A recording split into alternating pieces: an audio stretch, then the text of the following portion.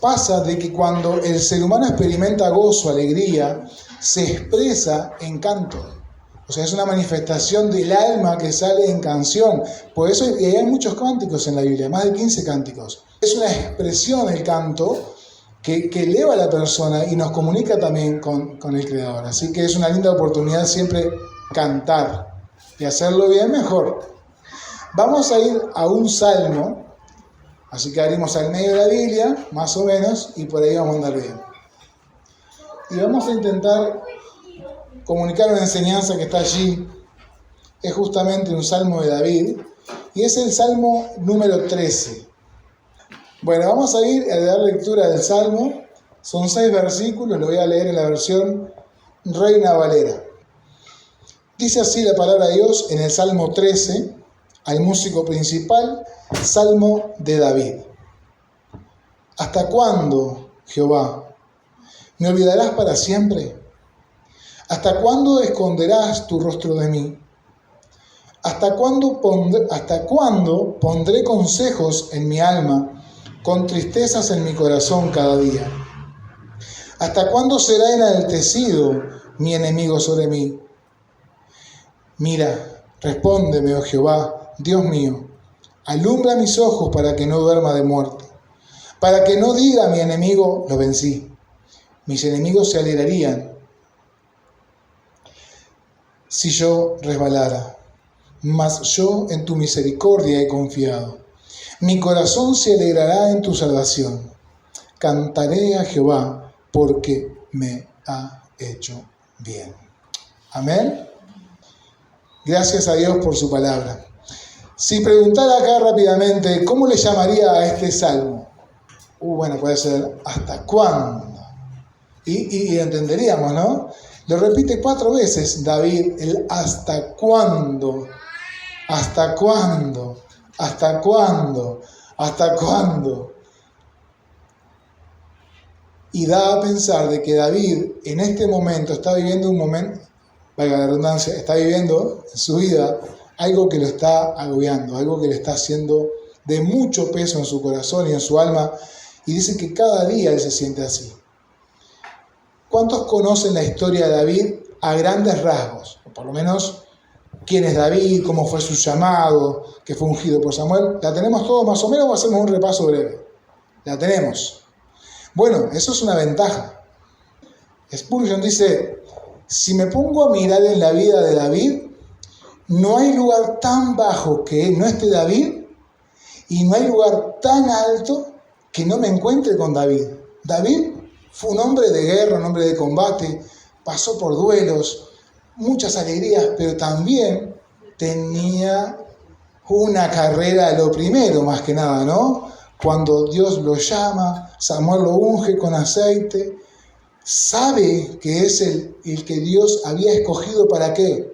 Para que su pueblo tuviera gloria. A través de David vencía y vencía muchos pueblos. Y no pueblitos, ¿no? Es como que Uruguay entrara en combate con Brasil y le ganara. O que Holanda entrara en combate con Rusia y le ganara. Es una cosa que vos decís, es imposible. Como que no se entiende, pero justamente Israel creyó que era un gran pueblo, un pueblo escogido, porque era hermoso, y Dios le dice, te he escogido porque eres insignificante entre los pueblos de la tierra. Y David había sido escogido para llevar gloria al pueblo de Dios, ¿sí? David es un personaje, en la Biblia creo que de los top 10, creo que está David, ¿no? Pero entendemos que David no solamente tiene una vida, como decía Spurgeon, de muy alto nivel y una vida que es asombrosa la miseria que estaba pasando. Se podía dividir así el pasaje. La desesperación de David, la súplica de David, la oración y el canto de alabanza final. Y ahí está este salmo representado, se podía partir en 3.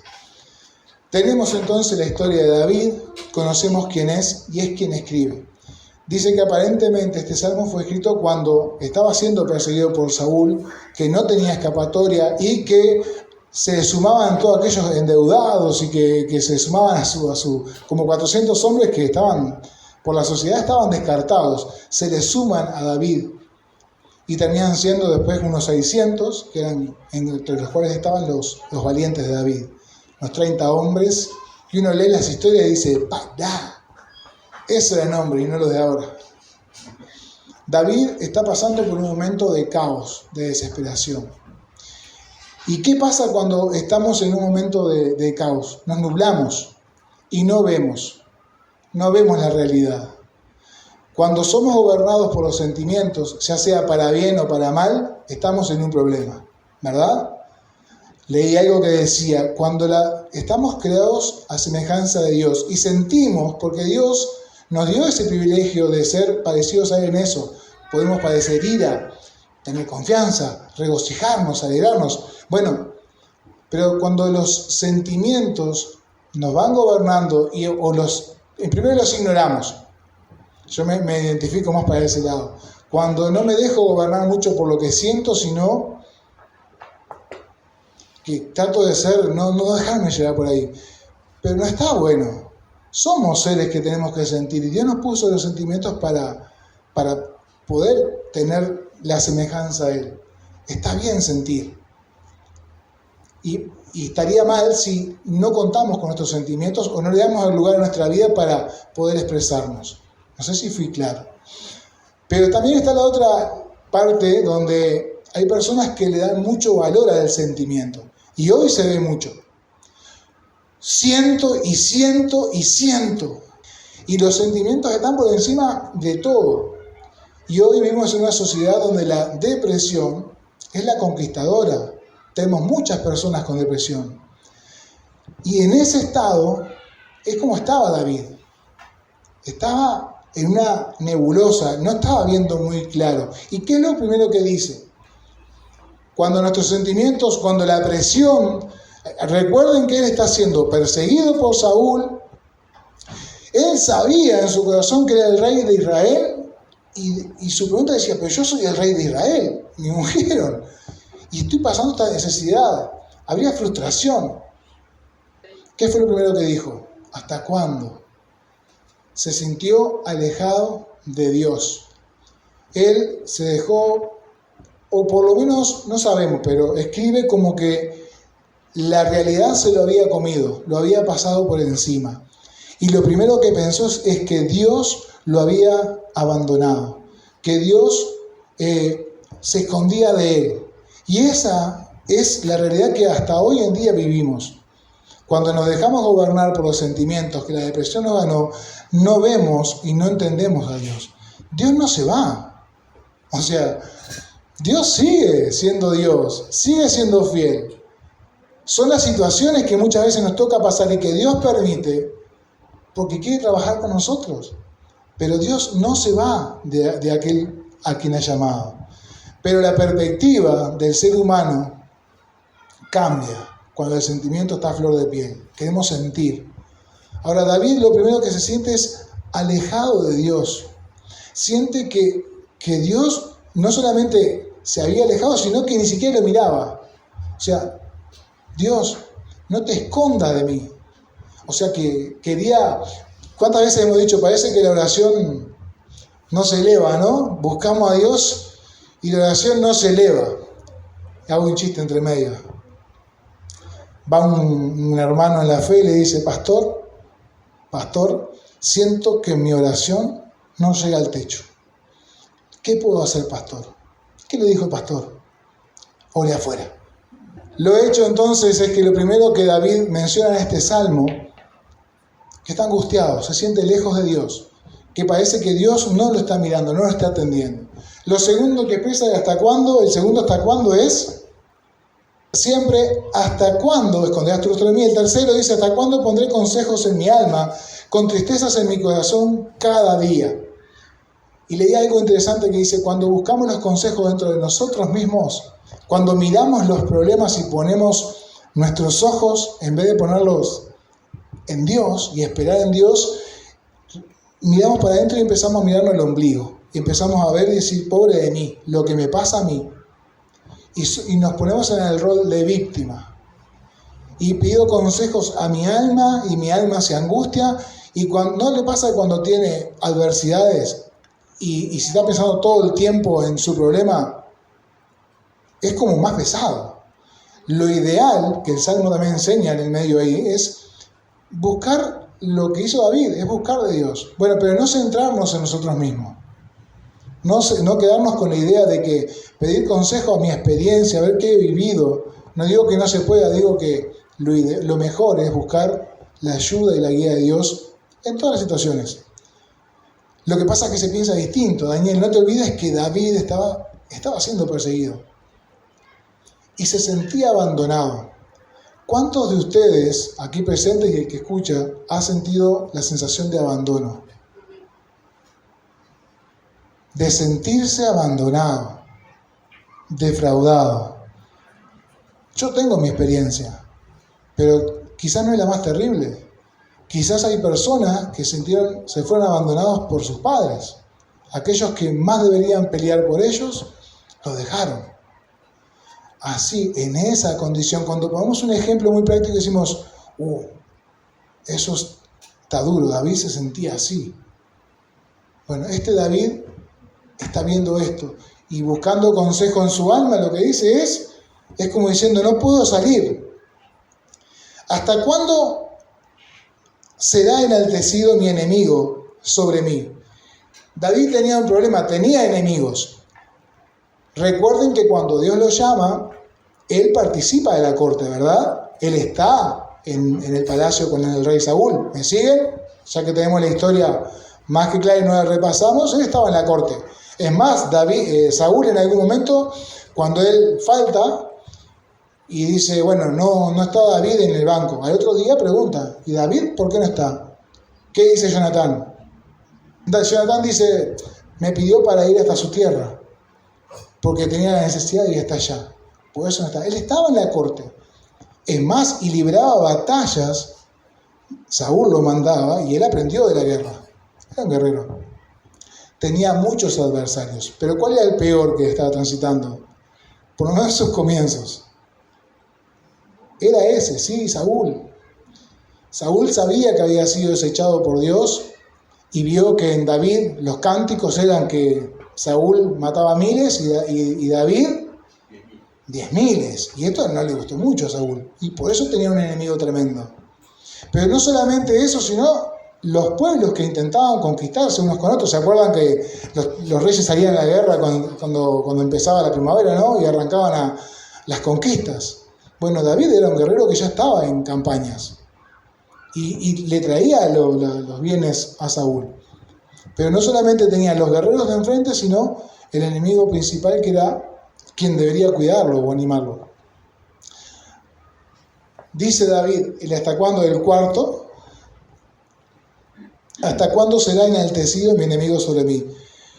En esta situación, David se veía vencido. ¿Se acuerdan que lo había rodeado muy bien Saúl, que lo tenía a punto de agarrarlo? ¿Y qué hizo Dios allí? Capaz que fue ahí el punto donde escribió el Salmo, no sabemos bien. Lo tenía a puntito de agarrar, si uno mira la geografía en los mapas, dice, estaba a punto de agarrarlo y le llega la noticia a Saúl de que los filisteos se habían organizado y estaban teniendo tremendo problema de ahí. Tuvo que volver Saúl, sacar el ejército de ahí y dejó de seguir a David. Y ahí fue cuando David la empezó a pasar bomba ahí, porque se fue al desierto. Y pasó bárbaro unos meses en el desierto, llegó con una hambre tremenda ahí, ¿no? Pero ahí este es David. No quería que su enemigo se enalteciera. Y dices, ¿hasta cuándo me sentiré en esta situación? ¿Y hasta cuándo mi enemigo se mofará de mí? Porque si yo resbalo, él está le dando una oración acá, ¿verdad? Si yo resbalo, ellos se van a alegrar. Así como David había vencido en varias batallas y su pueblo se regocijó y se alegró, los otros pueblos también cuando ganaban hacían exactamente lo mismo. Había botines. David estaba desde su perspectiva entendiendo que ya estaba siendo vencido. Y eso es lo que pasa cuando estamos transitando, mi hermano, por lugares que son difíciles. Así somos nosotros. David era un ser humano de carne y hueso. igual que nosotros, enfrentó sus luchas y tuvo su problema y se sintió de esta manera. Vuelvo a decir lo mismo, David estuvo en lo más alto y también en lo más bajo. Y nosotros podemos pasar por situaciones iguales. Podemos sentirnos en la peor escoria del mundo y de repente nos animamos y nos sentimos que tocamos el cielo con el meñique así. Bueno, esa fue la súplica de David. ¿Hasta cuándo? Y dice dos palabras que aparentemente en el original tienen el mismo significado. Mira y respóndeme. Capaz que otras versiones dicen otra cosa. Capaz que alguno tiene otra versión, Dios a la hoy creo que la dice distinto. Mira y respóndeme. Pero dice que la palabra es lo mismo, que es en el idioma original se usaba la repetición para darle también el tono de angustia que él tenía. Mírame, respóndeme, haz algo, Dios. Eso es lo que hace David. Oh Jehová Dios mío, alumbra mis ojos para que no duerma de muerte. En el pensamiento hebreo en esa época no existía el pensamiento en la resurrección de los muertos. Hay otros salmos y incluso el libro de Jeremías hablan del lugar de los muertos o el Hades, lo que sea. Y dice, ¿cómo te alabará el polvo, Señor? No había esperanza en la vida futura. Y él lo que escribe diciendo, líbrame, tírame luz, Señor. Dame de tu luz para que no duerma de muerte. Es una oración fantástica la que hace David y nos deja una enseñanza linda. De decir, Señor, que quizás Pablo pensaba en estos pasajes cuando decía, y te alumbrará Cristo, ¿no? Buscar de Dios, mírame, respóndeme. Es lícito orar. ¿Cuántos son de oración ferviente? ¿Cuántos oramos? Gloria a Dios, más de 5. ¿Y cuántos oramos en este tono, fervientemente? Así, como cuando estaba la pandemia y había un ser querido que estaba complicado. Y si Señor, se me va. O que tenemos un hijo, un padre, un abuelo, alguien muy querido en un lugar médico donde está la vida en juego. Nuestra oración cambia ahí. Hace muchos años que escuchaba a mi pastor, decía, clamar es alzar la voz en cuello. Tiene que haber desesperación. Y parece, no es que con nuestra oración vamos a mover a Dios que está empecinado en que nosotros clamemos para que Él nos responda. No vamos a mover el dedo de Dios por nuestra oración, pero nos invita a que si realmente algo nos inquieta, nos incomoda, que clamemos a Él. Jeremías dice, ¿no? ¿Cuál es el teléfono de Dios? Jeremías 33:3. Clama a mí y yo te voy a responder. Pero que dice, clama. Y uno pregunta en la congregación, dice, ¿oramos? Gracias, Señor, por los alimentos, para no soñar con los dinosaurios. Y si alguien nos pide oración, oramos. Pero le planteamos a Dios nuestra oración. Esto es introspectivo. Me ayudó a pensar, decir, ¿cómo oro a Dios? Tengo que hacer la bulla de ponerme de rodillas, alzar mis manos, Señor, te ruego, cada vez que oro, no estoy diciendo eso, digo, pero a veces queremos que Dios se ocupe de lo que nosotros estamos pidiendo en oración, que parecería no nos importa tanto. Parecería que Dios tiene que ocuparse de algo que para vos y para mí no es tan importante. Y la verdad que David estaba desesperado. Mírame, respóndeme, Señor. Había eso, había dolor. Yo no quiero ser dramático, pero si tenemos nuestro padre internado, nuestro hijo, nuestro abuelo, quizás nos animamos y decimos, Señor, por favor, agarro la mano de mi hermano y se la trituro porque estoy desesperado pidiéndole a Dios. Esa es la oración que Dios quiere escuchar. La mía y la tuya también. Oramos como iglesia, oramos como pueblo de Dios, buscamos del Señor, oramos como iglesia. Tristemente, si la iglesia tiene 50 personas, en la reunión de oración tiene 5, con mucha suerte. Si la iglesia tiene 600 personas, van 35 o 40. Y más o menos se queda por ahí. Y no entendemos que en la oración Dios nos trata con nosotros también, como hizo con David. David estaba desesperado en este salmo, haciendo 4 preguntas de hasta cuándo. Habla a Dios y mírame, respóndeme, no permitas que mi enemigo se mofe de mí. Está orando y luego reflexiona en su oración y dice, yo en tu misericordia confío. Y si uno ve los verbos, ahí la conjugación de los verbos habla en tiempo futuro y tiempo pasado. Te alabaré. ¿Qué le regaló Dios en su oración? La perspectiva de que no lo había abandonado. Él se sentía triste, se sentía abandonado por Dios, pero Dios nunca lo abandonó. Sintió que su enemigo se lo comía, pero estaba guardado. Clamó a Dios, fue escuchado, y lo que era un lamento, lo que era un pesar, lo que era una tragedia, a través de una oración de David, muy corta, pero creo que desgarrada y con mucho sentimiento, se transforma eso que estaba totalmente nublado. Lo que no se podía ver más allá, él dice, me regocijaré en tu misericordia. Confío, Dios, en tu misericordia. Ahora estoy viendo. Arturo decía mucho, el que ora cambia. El que no ora, no cambia. Y es verdad, el pasarla bárbaro no está para todos los días. A veces tenemos dificultades y a veces son seguidos.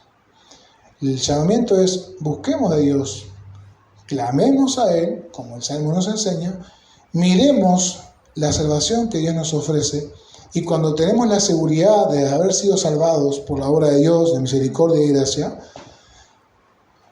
lo demás es como más leve. Puede ser difícil, pero más leve. Pongamos los ojos en el autor y consumador de nuestra fe, que es Jesucristo. Si tenemos dificultad, no nos nublemos, no nos dejemos llevar por los sentimientos. Busquemos de Dios en oración, seamos sinceros con Dios, clamemos a Él, confiemos en su misericordia y terminemos como dice el último versículo. Cantaré a Jehová porque me ha hecho bien, porque me ha colmado de bienes, me ha dado más de lo que necesito.